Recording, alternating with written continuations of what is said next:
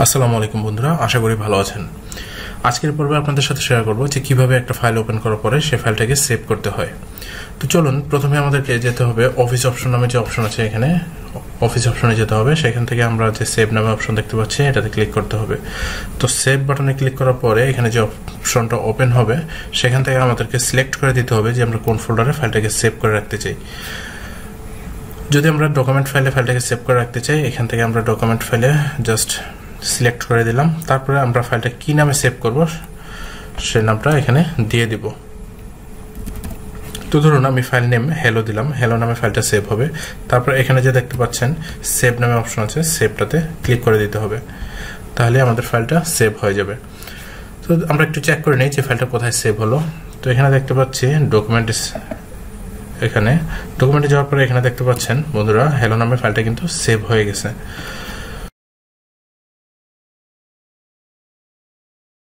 এখন আপনাদেরকে দেখাবো যে কিভাবে একটা ফাইল বিভিন্ন ভার্সনে সেভ করা যায়।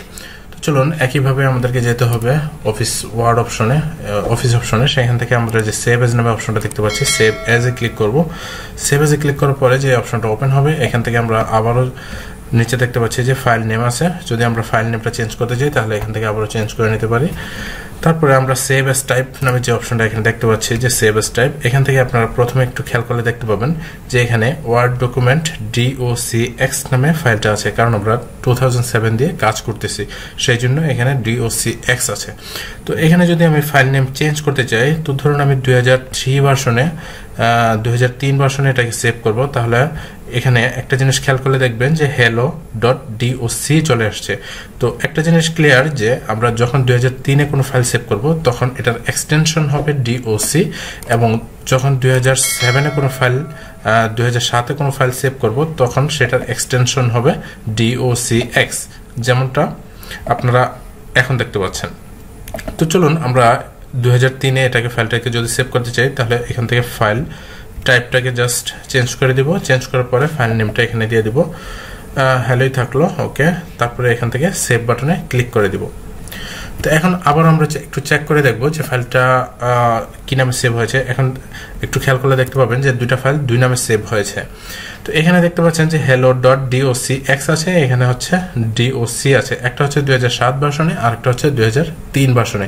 তো আপনারা এখানে টাইপে আসলে এখানে একটু ক্লিয়ার দেখতে পাবেন যে এটা হচ্ছে মাইক্রোসফট ওয়ার্ড ডকুমেন্ট, মানে 2007 ভার্সনে আছে, আর এটা হচ্ছে মাইক্রোসফট অফিস 97 এবং 2003 ডকুমেন্ট ভার্সনে আছে। তো আশা করি বন্ধুরা বুঝতে কোনো সমস্যা হয়নি। তো আশা করি বন্ধুরা ক্লিয়ারলি বুঝতে পেরেছেন। তো বন্ধুরা এবার আমরা দেখবো যে কিভাবে ফাইল পাসওয়ার্ড দিয়ে সেভ করা যায়। তো পাসওয়ার্ড দিয়ে সেভ করার জন্য আমাদেরকে আগের অপশনে যেতে হবে। অফিস অপশনে যাওয়ার পরে এখান থেকে আমরা সেভ এজ নামে অপশনে ক্লিক করতে হবে। সেভ এজ নামে অপশনে ক্লিক করার পরে এখানে যে আরেকটা ইন্টারফেস ওপেন হবে, এখানে আমরা দেখতে পাচ্ছি যে টুলস নামে যে অপশনটা আছে, এখান থেকে আমরা জাস্ট জেনারেল অপশনে ক্লিক করে দিব। জেনারেল অপশনে ক্লিক করার পরে আমাদের এই ডেমোটা ওপেন হবে। এখানে আসার পরে আপনারা দেখতে পাচ্ছেন যে পাসওয়ার্ড টু ওপেন নামে যে অপশনটা আছে, এখানে জাস্ট আমরা পাসওয়ার্ড দিয়ে দিব। তো ধরুন আমি পাসওয়ার্ড দিয়ে দিচ্ছি 123 দেওয়ার পরে এখানে যে নিচে ওকে দেখতে পাচ্ছেন, ওকে বাটনে ক্লিক করে দিবেন। ওকে বাটনে ক্লিক করে দেওয়ার পরে এখানে আবারও রিএন্টার পাসওয়ার্ড টু ওপেন চাবে। আপনার রিএন্টার পাসওয়ার্ড যে পাসওয়ার্ডটা এখানে আপনি ইউজ করেছেন সেই পাসওয়ার্ডটা এখানে আবার ইউজ করবেন। 123 দেওয়ার পরে জাস্ট ওকে বাটনে ক্লিক করে দিবেন। ওকে বাটনে ক্লিক করার পরে এখান থেকে আপনি যেখানে ফাইলটাকে সেভ করবেন সেখানে সিলেকশন করে দিবেন। তো ধরুন আমি যদি হ্যালো নামে আবার সেভ করি, এখন এখানে আমাদেরকে ফাইল নেম দিতে হবে। ফাইল নেম ধরুন আমি এখানে হ্যালো চেঞ্জ করে হ্যালো পাসওয়ার্ড দিয়ে দিলাম, হ্যালো পাসওয়ার্ড দিয়ে এখানে সেভ বাটনে ক্লিক করে দেব। ওকে, সেভ বাটন ক্লিক করে দেওয়ার পরে আমরা এখন চেক করবো যে ফাইলটা কি আমাদের পাসওয়ার্ড দিয়ে হয়ে গেছে কিনা।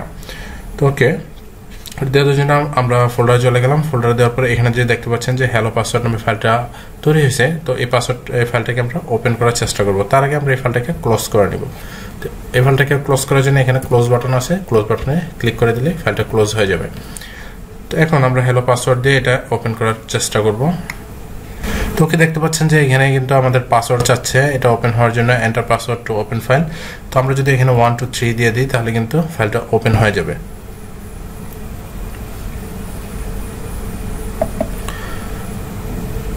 এখন বন্ধুরা দেখতে পাচ্ছেন ফাইলটা কিন্তু এখানে ওপেন হয়ে গেছে। অন্য একটা ভার্সনে কিন্তু এটা যদিও ওপেন হয়েছে। আমরা এখন দেখব যে আমরা কোনো সেভ করা ফাইল কিভাবে সেগুলো সরাসরি ডকুমেন্টে ওপেন করব, সেটাই আমরা দেখব এখান থেকে। তো সেটা যাওয়ার জন্য আবারও আমাদেরকে অফিস অপশনটা ইউজ করতে হবে। এখান থেকে দেখতে পাচ্ছেন যে ওপেন নামে যে অপশনটা আছে, ওপেনে ক্লিক করতে পারেন, অথবা রিসেন্টলি যে ডকুমেন্টগুলো আপনারা ইউজ করেছেন বা যে রিসেন্টলি যে ডকুমেন্টগুলো সেভ করেছেন সেগুলো কিন্তু আমাদের এই রিসেন্ট ডকুমেন্টে এখানে দেখাবে। তো এখান থেকেও আপনি ক্লিক করে যে কোনো ফাইল ওপেন করতে পারেন, অথবা এখান থেকে ওপেনে ক্লিক করে আপনি যে কোনো ফাইল থেকে ডকুমেন্টগুলো ওপেন করতে পারেন। তো এখানে জাস্ট আমি ওপেন ক্লিক করে দিলাম। ওপেন ক্লিক করার পরে আপনার এখানে ফোল্ডারটা ওপেন হবে। তো ফোল্ডার ওপেন হওয়ার পরে আপনি এখানে সার্চিং করে আপনার যে ফাইলে আপনি আপনার ফাইলটা রেখেছেন সেই ফাইল থেকে আপনি ডকুমেন্টটা ওপেন করে দিতে পারেন। তো ধরুন আমি যদি হ্যালো ফাইলটা এখান থেকে ওপেন করতে চাই, এখান থেকে জাস্ট ক্লিক করে ওপেন বাটনে ক্লিক করে দিব। ওপেনে ক্লিক করে দেওয়ার পরে কিন্তু আমার ফাইলটা ওপেন হয়ে যাবে। ওকে বন্ধুরা, এবার আমরা দেখবো যে কিভাবে একটা নতুন ফাইল, এটার ভিতরে আবার একটা নতুন ফাইল তৈরি করা যায়। তো এখান থেকে আমাদেরকে অফিস অপশনে চলে যেতে হবে। অফিস অপশনে যাওয়ার পরে এখানে দেখতে পাচ্ছেন নিউ নামের অপশন আছে, নিউ অপশনে ক্লিক করে দিব। নিউ অপশনে ক্লিক করে দেওয়ার পরে একটা ইন্টারফেস ওপেন হয়েছে। এখানে দেখা যাচ্ছে যে ব্ল্যাঙ্ক ডকুমেন্ট নামে যে অপশনটা আছে, ব্ল্যাঙ্ক ডকুমেন্টে ক্লিক করতে হবে। ব্ল্যাঙ্ক ডকুমেন্টে ক্লিক করার পরে এখানে আপনি ক্রিয়েট নামে একটা অপশন দেখতে পাবেন একদম নিচে। ক্রিয়েট নাম্বার অপশনে ক্লিক করে দিবেন, তাহলে কিন্তু আপনার নতুন আরেকটা ফাইল ওপেন হয়ে যাবে। এখানে এই ফাইলটাকে আবার আপনার নতুন করে সেভ করতে হবে। তো পুরাতন আমি যেভাবে দেখিয়েছি সেভ করার সিস্টেমটা, সেভাবে আপনারা আবার সেভ করে নিতে পারবেন। তো বন্ধুরা, এখন আপনাদেরকে দেখাবো কিভাবে ফাইলগুলো ক্লোজ করতে হয়। ফাইল ক্লোজ করা খুবই সিম্পল। এখান থেকে যদি আপনি আবার অফিস অপশনে চলে যান, অফিস অপশনে যাওয়ার পরে এখানে একদম নিচে দেখতে পাবেন যে এক্সিট ওয়ার্ডে ক্লিক করার সাথে সাথে কিন্তু আপনার ফাইলটা ক্লোজ হয়ে যাবে।